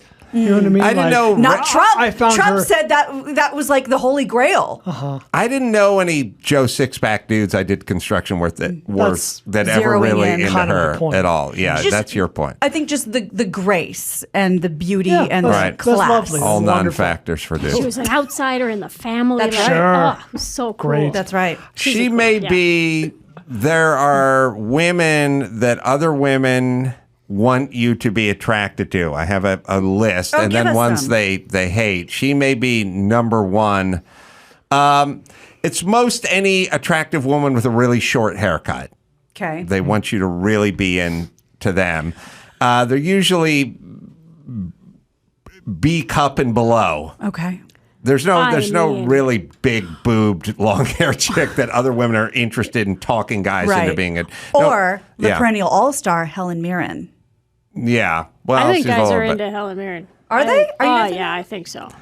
It Give was her a like couple of years. Anna Right? Nicole Smith. No one was ever trying to talk a guy into Right. being into. We have the clip, by the way. Prince Andrew talking to Emily Maitlis on Newsnight, 2019. She described dancing with you and you profusely sweating, and that she went on to have bath, possibly. There's a slight problem with the sweating because I have a peculiar medical condition, which is that I don't sweat, or I didn't sweat at the time, and that was yes, I didn't sweat at the time because I had suffered what I would describe as an overdose of adrenaline in the Falklands War when I was shot at, and I simply it was almost impossible for me to sweat, and it's only because I have done a number of things in the recent past that I'm starting to be able to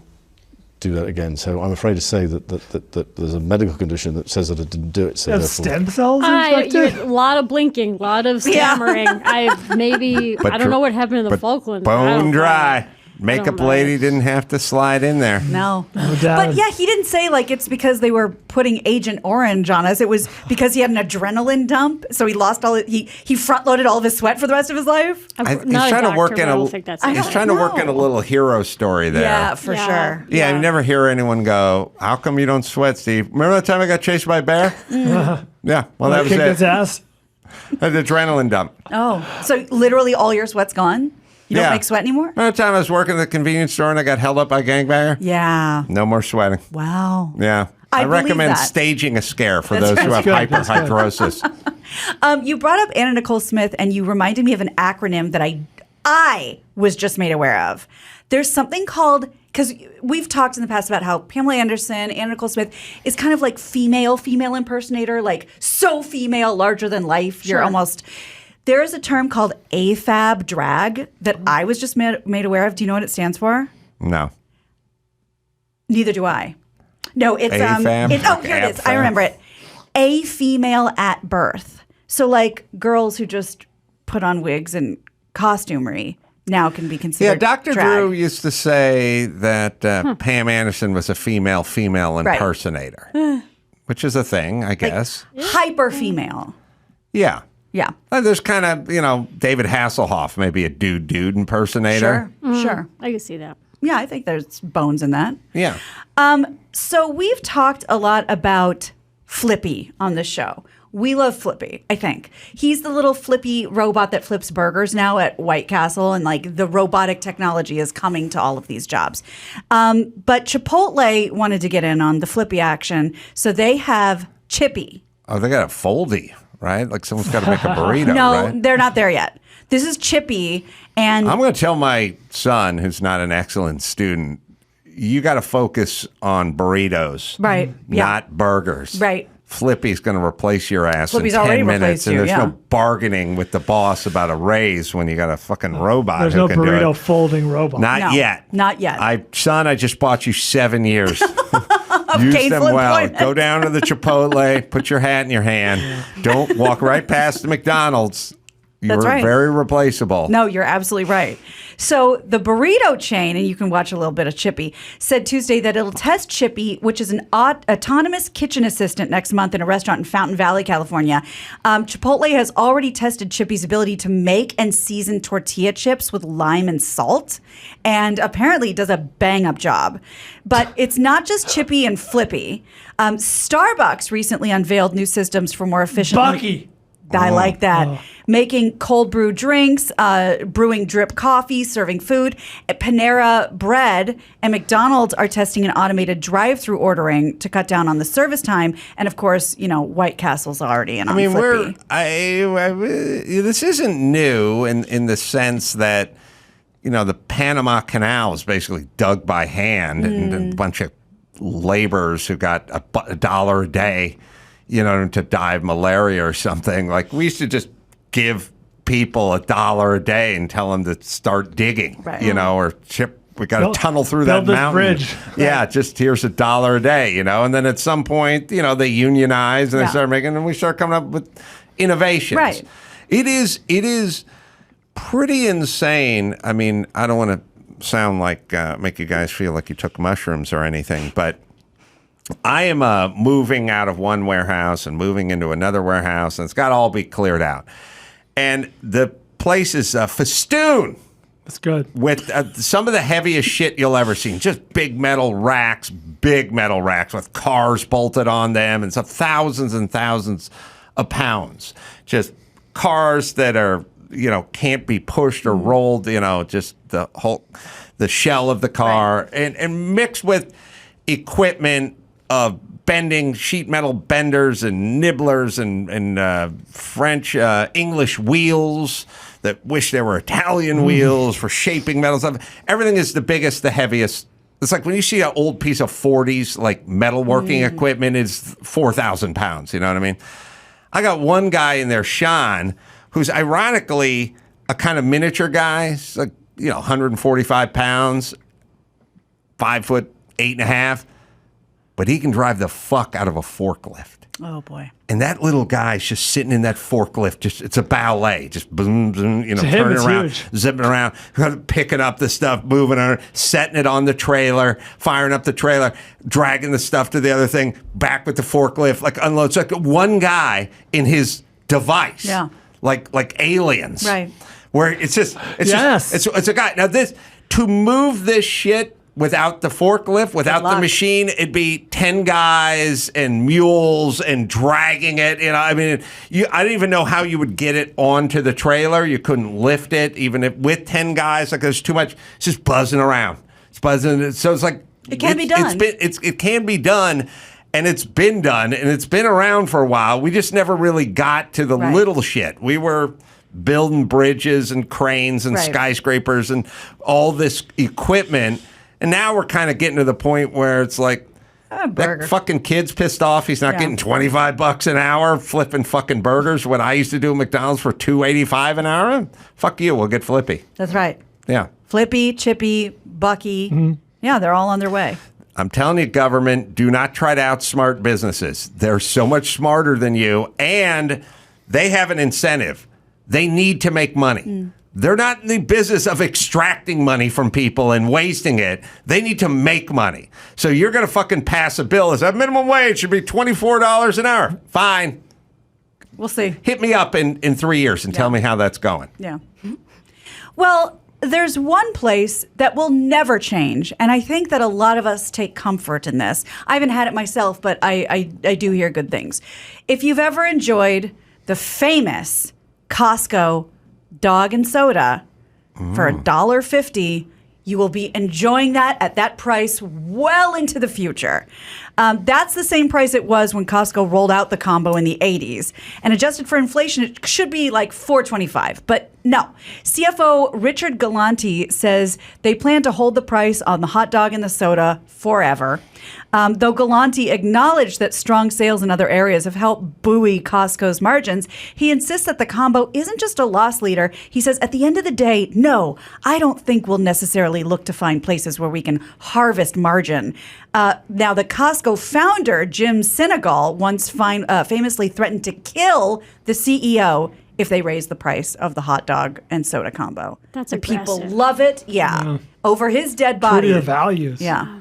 It does, though, speaking of Vinnie Tortorich, it is scary that the worst food in the world for you is almost free by today's standards. Yeah. You know, I mean, a $1.50 was cheap when I was poor, but it is free. It's ostensibly free. Yeah. Now, there's no one who can not afford $1.50. I would say, but how many times are you going to Costco for hot dogs? But I know there are people that fucking live at Costco. Jimmy Kimmel. I mean, wasn't he on the cover of the Costco magazine? magazine. What? Yeah, At least once. He made the cover. Wow. He made He made the cover. That's a big Is he deal the for him. centerfold? I'm sure they had like His likes and dislikes? an expose Right. of Jimmy. He probably has a key to Kirkland, Washington. Wow. He was very proud when he made that cover. Good for him. And we used to go to Costco together. Wow. It's Mhm. this is a meta photo. It's a picture of him holding a picture of him with the magazine. It says hot dog on it. Oh my gosh. I told you. That's real. That's he awesome. loves Costco. We Everybody used to go to loves Costco back when he was a civilian.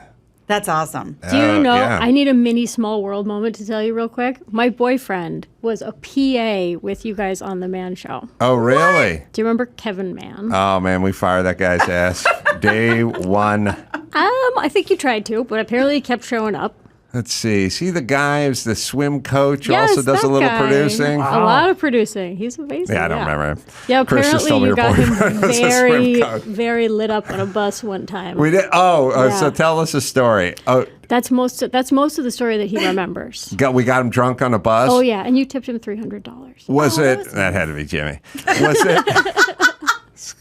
The collective you. He. Okay. Oh, okay. Did he go on the bachelor party bus? He left that part out. I don't know why. You should call him. I mean, I think that's what it was. I we've just been can't on remember. buses before. Oh yeah. But if we tipped him, Yes, you and did. he was a PA, Yeah, and you got him lit up. yeah, that Was meant this a smoked oyster party? probably that meant he wasn't going. He wasn't. We didn't need him for the bachelor party. We needed him to make us drinks on the bus to the bachelor that sounds party. right. Does that sound right? That definitely sounds right. I didn't mean to take it away from the No, news. please. I'm so I can talk sorry. about this all day. Spearmint Rhino in the City of Industry. That sounds- yeah, that's. I think that was part of it. I can't remember. He told me a while Call ago. him up and ask Okay. him if we got food poisoning on that.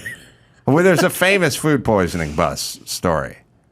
With smoked oysters. Yeah, I mean, like if your phone's in the Do you is have phone your on phone? you? It's in the other room. Oh, but she's it's too just professional. I'll That's excuse you can for a second. Totally Go Catch get your him. phone. All right. See if you can get him. Say nice things about me. I want to know. We will. In the meantime, he's produced a number of really good documentaries.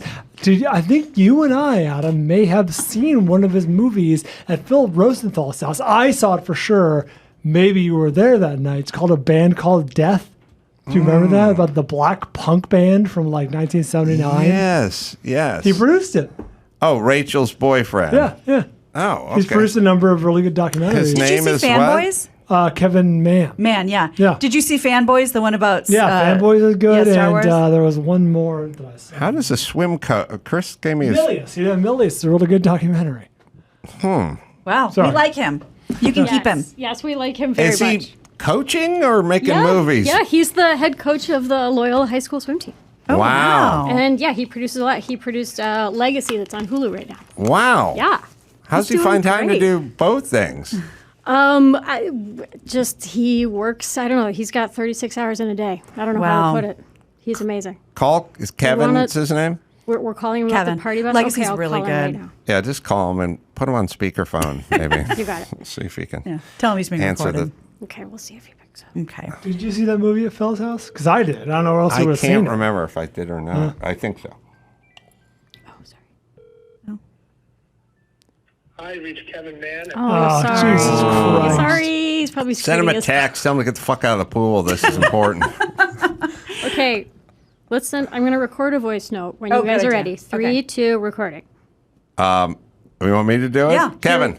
Yeah. Sorry. Adam Carolla. I need to know the official particulars of the party bus in the Man Show. They said something about food poisoning? Yeah, smoked oysters. Call us Spearmint back. Rhino. Thank you.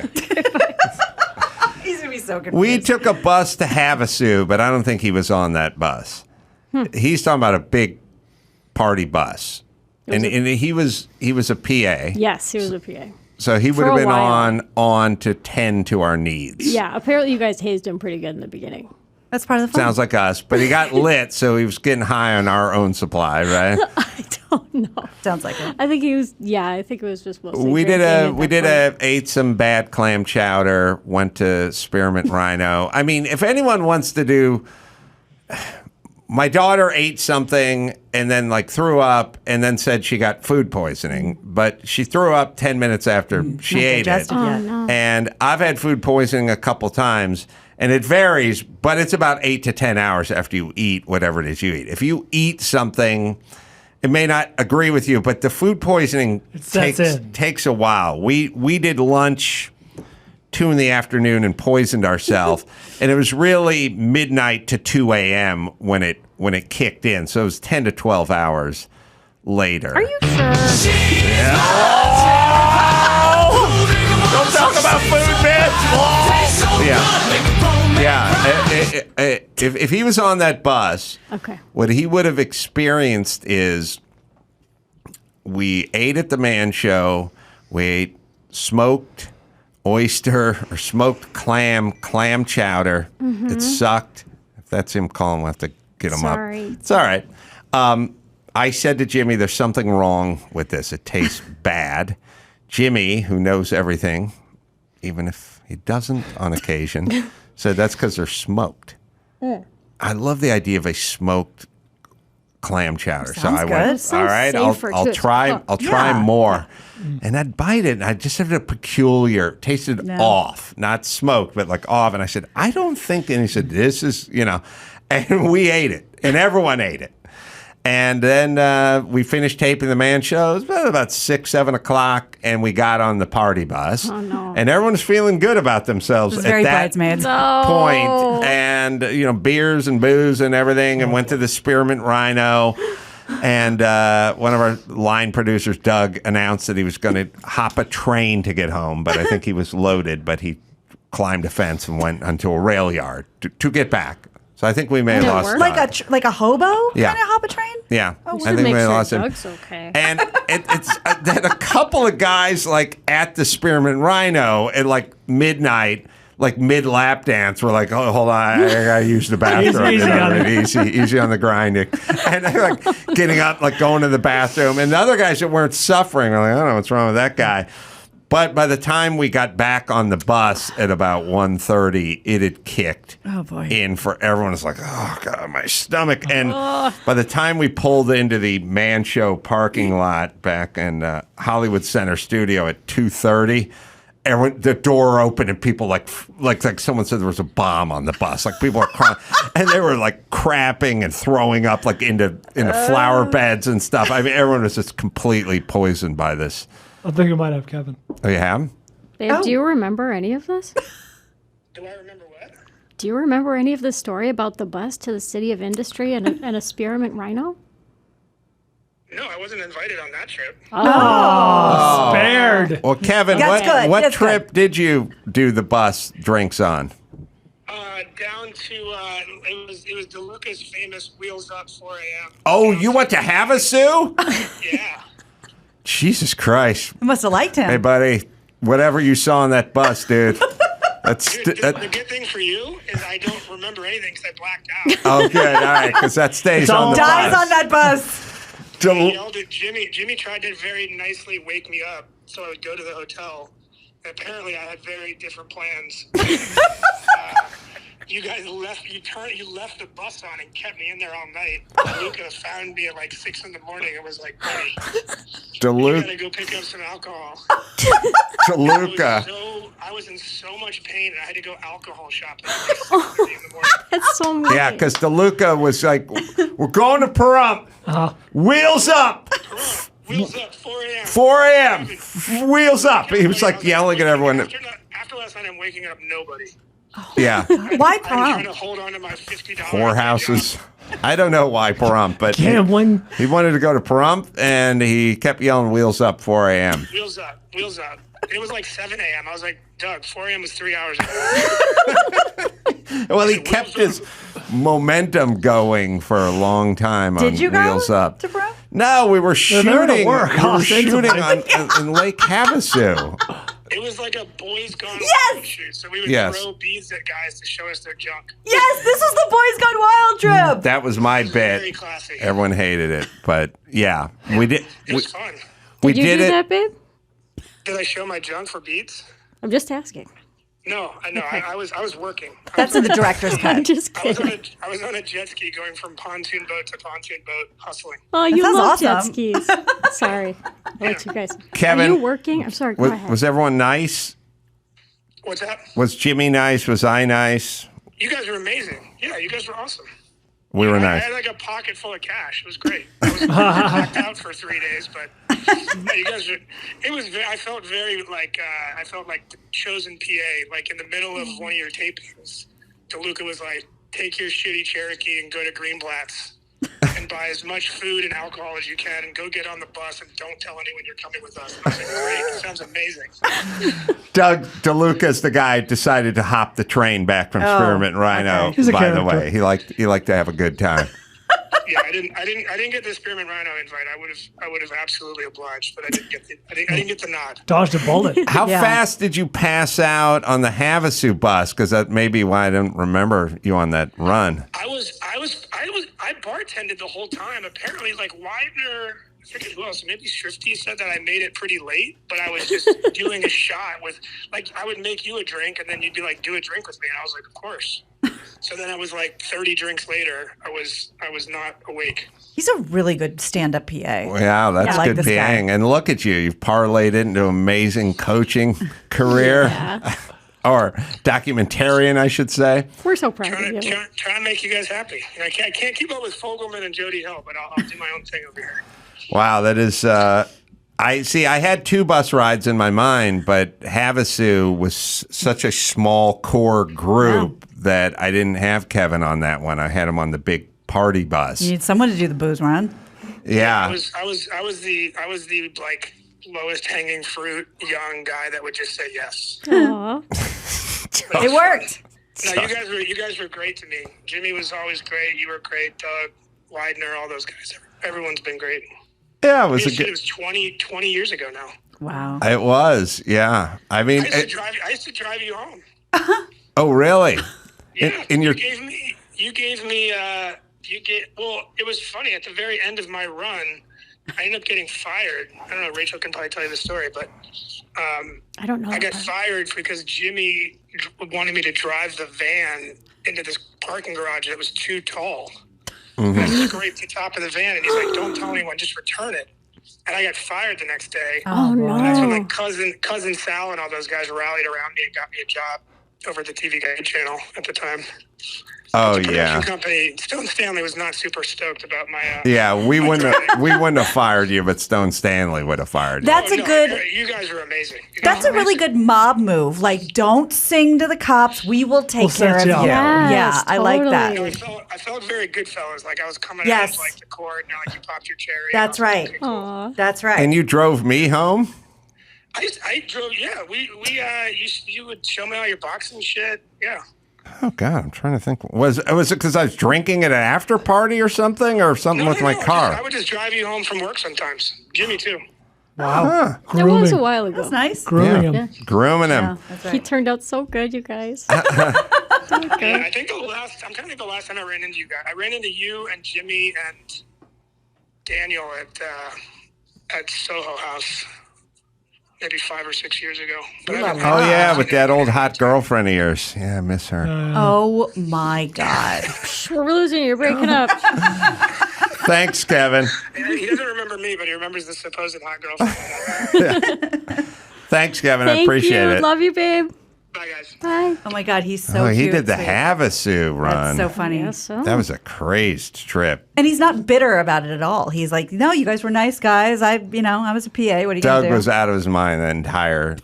He's out of his mind most of the time. I've met the man on a handful of occasions. He was really out of his mind on that trip. What's his vibe now? He's not nearly as out of his mind. Okay. This is good. We like Doug. The problem is Doug and Daniel would go next level. Yeah. And then at some point, like, I'd have to go to bed because I had to shoot all day, and they'd be like, what are you pussing out? Like, we're partying, and I have to get some sleep because I'm going to be on camera all day. And yeah, the only time, well, probably a handful of times, but we're Jimmy. The only time I saw Jimmy freak out on someone is when we were shooting best of wraparounds in Puerto Vallarta, and it was like 110 degrees. It was like Puerto Vallarta, and me and Jimmy had like the makeup on and the hats and the sombrero and the shirts, and we were like shooting something with the fox and a donkey or whatever. And Daniel was directing from the pool. And he was floating in the pool and like trunks with a drink in his hand. And he'd be like, "Hey, buddy, try it again. Look, I wasn't feeling it."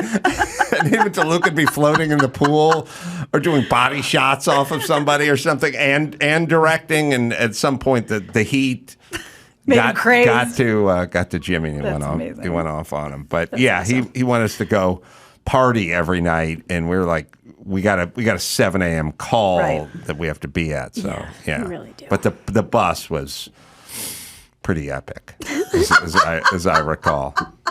And it's funny, see you yell "Wheels Up" 4 a.m. and 20 plus years later, your man I remember where I was when I heard "Wheels Up" 4 a.m. That's wild. Yeah. Ugh. I'm so glad we got to that. If you would have said that off the air, I would have been so upset. This is great. I had to do it. Yeah. All right, let's bring it home, Gina. You got it. I'm Gina Grad, and that's the news. Gina Grad. That was the news with Gina Grad. Doug, it's 7 a.m. We can't do Wheels Up at 4 a.m. It's past 4 a.m. Yeah, I want to go to prom. Okay. Never been, didn't know what was waiting for us there, but he wanted to hijack that bus, get us all into it. Keep the party going and go to prom. That was his. Sounds fun. That was his goal. Yes. All right. You can go to visit. Is it haven.la is where we go for Kevin's film project. Chris is writing on the screen here. Yeah, that sounds right. Yeah. Sure. Okay. Yeah, make some good docs. Check out a band called Death. That's a really good documentary. Totally.